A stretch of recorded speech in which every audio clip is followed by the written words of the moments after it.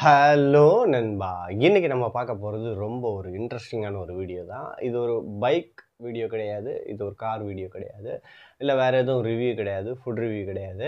இது நம்ம என்ன பார்க்க போறோம்னு பார்த்தீங்கன்னா, ரொம்ப இம்பார்ட்டன்டான விஷயம். நம்ம தமிழ்நாடு கவர்மெண்ட் வந்து பார்த்தீங்கன்னா, ஜிடிபி வந்து ரொம்ப டபுள் டிஜிட்ல வந்து கொண்டு வந்திருக்காங்க. 11.76% வந்து வந்திருக்காங்க.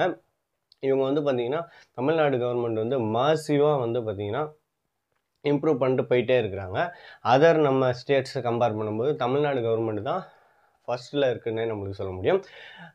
ஈவன் நம்ம ஐடி ஹப்புன்னு பார்த்தோம்னா பெங்களூர், அதை விட நம்ம வந்து பார்த்திங்கன்னா ரொம்ப அதிகமாகவே தான் நம்மளுக்கு இருக்கும். 3%க்கு மேலே நம்ம வந்து நம்மளோட ஜிடிபி க்ரோத் வந்து இருக்குது. அவங்க ஐடியில் தான் ஹப்பாக இருக்கலாம். அது போக பார்த்திங்கன்னா மகாராஷ்டிராவில் எல்லா மார்க்கெட்டிங் பீப்புளுமே பார்த்திங்கன்னா மெயின் ஹெட் வந்து அங்கே தான் இருக்கும். ஆனால் அதெல்லாம் கம்பேர் பண்ணும்போது நம்ம வந்து வேறு லெவலில் ஒரு ஜிடிபி க்ரோத் வந்து நம்மளுக்கு கொடுத்துருக்கோம். என்னென்ன நம்ம வந்து கொடுத்துருக்கோம்னு சொல்லிட்டு இந்த வீடியோவில் வந்து நம்ம ஃபுல்லாகவே நம்ம தெரிஞ்சுக்கலாம். நம்ம எம்கே ஸ்டாலின் அவர்கள் தான் வந்து பார்த்திங்கன்னா நம்ம தமிழ்நாடை வந்து ஆண்டுட்டு இருக்காங்க. சீஃப் மினிஸ்டராக இருக்காங்க.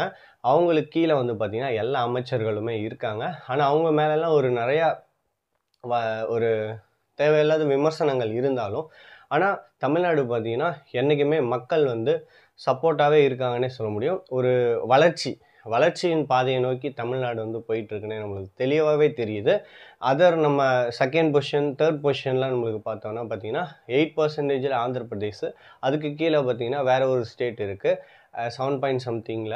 ஆனால் இவ்வளோ ஹியூஜான டிஃப்ரெண்ட்டு பார்த்தீங்கன்னா 8 எங்கே இருக்குது, 11.76 எங்கே இருக்குது. அந்த அளவுக்கு வந்து நல்ல செம்மையான ஒரு ஜிடிபி க்ரோத் வந்து நம்மளுக்கு கொடுத்துருக்காங்க. நம்ம தமிழ்நாட்டில் கிடைக்காத பொருளுங்களே கிடையாது. எல்லா மேனுஃபேக்சரர்ஸுமே நம்மக்கிட்ட வந்து இருக்காங்கன்னே நம்மளுக்கு சொல்ல முடியும். அது போக பார்த்திங்கன்னா நம்ம எல்லா விதமான ஃபாரினோட இது பாருங்க, ஐஃபோனாக இருக்கட்டும் ஒசூரில் ரெடி ஆகுது. அந்த மாதிரி மெயினான ஒரு கம்பெனி வந்து தமிழ்நாட்டில் வந்து ஃபோக்கஸ் பண்ணி வராங்க. ஏன்னா நம்மளோட ஜிடிபி க்ரோத் வந்து அந்தளவுக்கு வந்து இயர் பை இயர் வந்து நம்ம வந்து இம்ப்ரூவ் பண்ணிட்டு போயிட்டே இருக்கும்.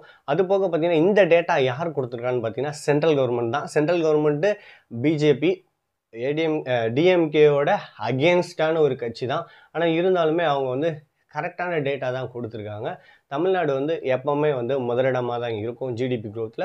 அதே போல் இந்த சமயத்திலும் பார்த்திங்கன்னா டபுள் டிஜிட்டில் செம்ம க்ரோத்தாகவே இருக்குன்னே நம்மளுக்கு சொல்ல முடியும். இது வந்து நான் வந்து தமிழ்நாட்டில் இருக்கேன் ரொம்ப ப்ரௌடாகவே ஃபீல் பண்ணுறேன். வேறு யாராவது நீங்கள் ப்ரௌடாக ஃபீல் பண்ணுறேன்னு நினச்சிங்கன்னா மறக்காமல் கீழே கமெண்ட் செக்ஷனில் கமெண்ட் பண்ணுங்கள்.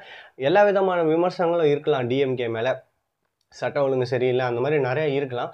ஆனால் இருந்தாலுமே பார்த்திங்கன்னா அந்த வளர்ச்சியின் பாதையை நோக்கி வந்து அதை வந்து கொண்டு சென்றுட்டு இருக்கிறது கண்டிப்பாக ஒரு நல்ல ஒரு விஷயமாகவே இருக்குது. அது போக பார்த்திங்கன்னா இப்போ வந்து நியூவாக வந்து ஒரு ஏர்போர்ட் வந்து கட்டலாம்னு சொல்லிட்டு அவங்க வந்து பிளான் பண்ணியிருக்காங்க தமிழ்நாடு கவர்மெண்ட்டு. அதுக்கான நிதியும் ஒதுக்கி வச்சுட்டாங்க. ஆனால் அகேன்ஸ்ட் பார்ட்டிலாம் பார்த்திங்கன்னா எல்லா பார்ட்டியுமே வந்து மேக்ஸிமம் வந்து அகேன்ஸ்டாகவே இருக்குது. ஏன்னு பார்த்திங்கன்னா அங்கே அக்ரிகல்ச்சர் லேண்டாக இருக்குது. மக்களுக்கு வந்து ரொம்ப வந்து சிரமமாக இருக்கும். அதனால் அந்த இடத்துல வேணான்னு சொல்லி போராடிட்டு இருக்காங்க. அது நமக்கு புரியுது. ஆனால் இருந்தாலும் நம்மளோட க்ரோத் வந்து நாளுக்கு நாள் அதிகமாகணும்னா இன்னும் வந்து நம்ம வந்து டபுள் டிஜிட் வந்தாச்சு. இப்போ 20% அந்த மாதிரி 25% நம்ம வந்து க்ரோத் ஜிடிபி க்ரோத் வந்து இன்க்ரீஸ் ஆகணும்னு நினச்சோம்னா இந்த மாதிரி நம்ம வந்து திட்டங்களை நம்ம கொண்டு போகிறதுக்கு நம்ம வந்து அகேன்ஸ்டாக இருக்கக்கூடாது. கண்டிப்பாக மக்கள் வந்து இதை வந்து புரிஞ்சுக்கணும். நம்ம சென்னை தான் தமிழ்நாடோட ஒரு ஹெட் கேபிட்டல்னு சொல்ல முடியும், கேபிட்டல் சிட்டி. அதனால் அந்த இடத்துல பார்த்திங்கன்னா ஒரே ஒரு ஏர்போர்ட் இருக்கிறது கொஞ்சம் சிரமமாகவே இருக்குது. டைரக்ட் ஃப்ளைட் வந்து இங்கேருந்து நிறையா வந்து அவைலபிளாக இல்லை. மால்தீவ்ஸ்க்கு இல்லை, இது போல் ஒரு சில மெயினான கண்ட்ரீஸ்க்கெலாம் பார்த்திங்கன்னா கிடையாது. ஏன்னா நம்ம இடத்துல வந்து இறங்கி ஏறத்துக்கான வசதி வந்து அந்த இடத்துல வந்து நம்மளுக்கு கிடையாது. ஆல்ரெடி வந்து ஃபுல் பேக்கடாக எல்லா ஃப்ளைட்ஸுமே அகமடேட் பண்ணி இறங்கி ஏறதுக்கு ஏதுவாக தான் இருக்குது. அது எக்ஸ்டெண்டும் பண்ண முடியாது. ஏன்னா சிட்டி வந்து அந்த இடத்துல பெருகிடுச்சு. ஜனத்தொகை பெருகிறதுனால சுற்றி வீடுகள் வந்ததுனால அதை எக்ஸ்டெண்டும் பண்ண முடியாது. அதனால் ஒரு ஸ்டேட்டுக்கு வந்து பார்த்திங்கன்னா 2 ஏர்போர்ட் கண்டிப்பாக தேவையாகவே இருக்குது. பக்கத்தில் இருக்க பெங்களூர் பார்த்திங்கன்னா அங்கேயும் 2 ஏர்போர்ட்டு, ஆந்திர பிரதேஷ்லையும் பார்த்திங்கன்னா 2 ஏர்போர்ட்டு.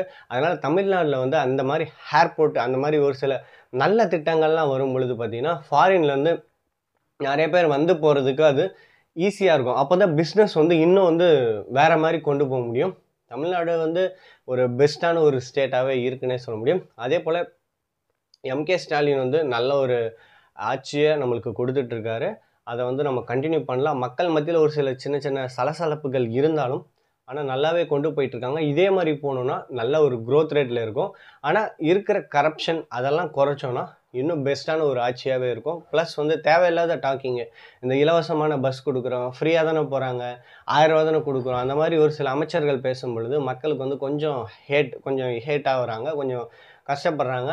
அந்த மாதிரிலாம் பண்ணாமல் இருந்தாங்கன்னா இன்னுமே வந்து மக்களுக்கு வந்து ஒரு நல்ல ஆட்சிடா சூப்பராக இருக்குன்னு சொல்லிட்டு அகைன் அண்ட் அகைன் வந்து டிஎம்கேக்கு ஓட்டு போடுவாங்க.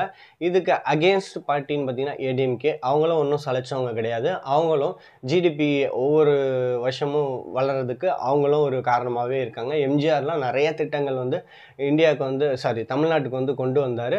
அந்த மாதிரி யார் யாரெல்லாம் நமக்கு இங்கே ஆட்சி செய்கிறாங்களோ, தமிழ்நாட்டை சிஎம்மாக இருக்காங்களோ, அவங்க ஒவ்வொருத்தரும் அவங்களுக்கான வேலையை செம்மையாக செஞ்சாங்க. சின்ன கிரவுண்ட் லெவலில் ஒரு சில ப்ராப்ளங்கள் இருக்கும். அது பெரிய ப்ராப்ளங்களாக கூட மாறும். மக்களுக்கான ஒரு ஃப்ரீடம் இல்லை, லேடிஸ்க்கான ஒரு ஃப்ரீடம் இல்லை, புரியுது. அதெல்லாம் கொஞ்சம் சரி பண்ணாங்கன்னா இன்னும் ஒரு பெஸ்ட்டான ஒரு ஜிடிபி க்ரோத் ரேட்டில் நம்ம நெக்ஸ்ட் இயர் வந்து நம்ம சந்திக்க முடியும். செம்மையாக இருந்திருக்கும்னு நினைக்கிறேன். ஒரு இன்ஃபர்மேட்டிவான வீடியோ. இந்த மாதிரி வீடியோ வந்து நான் எடுக்கணும்னு நினச்சிங்கன்னா மறக்காமல் கீழே கமெண்ட் செக்ஷனில் கமெண்ட் பண்ணுங்கள். நெக்ஸ்ட்டு நம்ம எந்த கண்டென்ட்டை பற்றி பேசலானோ மறக்காமல் கீழே கமெண்ட் செக்ஷனில் கமெண்ட் பண்ணுங்கள். Thank you for watching this video. Thank you guys.